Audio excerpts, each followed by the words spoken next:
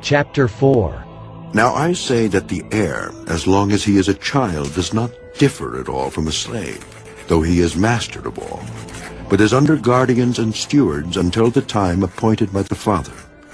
Even so, we, when we were children, were in bondage under the elements of the world. But when the fullness of the time had come, God sent forth his Son, born of a woman, born under the law, to redeem those who were under the law, that we might receive the adoption as sons. And because you are sons, God has sent forth the Spirit of his Son into your hearts, crying out, Abba, Father. Therefore you are no longer a slave, but a son, and if a son, then an heir of God through Christ.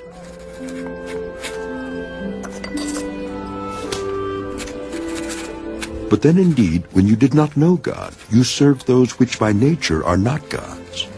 But now, after you have known God, or rather are known by God, how is it that you turn again to the weak and beggarly elements to which you desire again to be in bondage?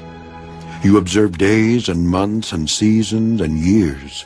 I am afraid for you, lest I have labored for you in vain. Brethren, I urge you to become like me, for I became like you. You have not injured me at all. You know that because of physical infirmity, I preached the gospel to you at the first. And my trial, which was in my flesh, you did not despise or reject, but you received me as an angel of God, even as Christ Jesus. What then was the blessing you enjoyed? For I bear you witness that, if possible, you would have plucked out your own eyes and given them to me. Have I therefore become your enemy because I tell you the truth? They zealously court you, but for no good. Yes, they want to exclude you, that you may be zealous for them. But it is good to be zealous in a good thing always, and not only when I am present with you. My little children, for whom I labor in birth again until Christ is formed in you, I would like to be present with you now and to change my tone, for I have doubts about you.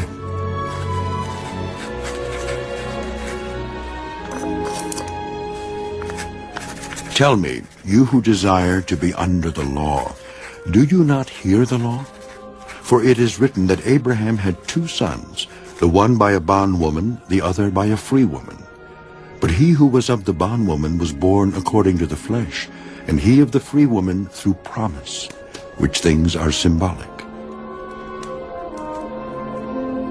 For these are the two covenants, the one from Mount Sinai, which gives birth to bondage, which is Hagar. For this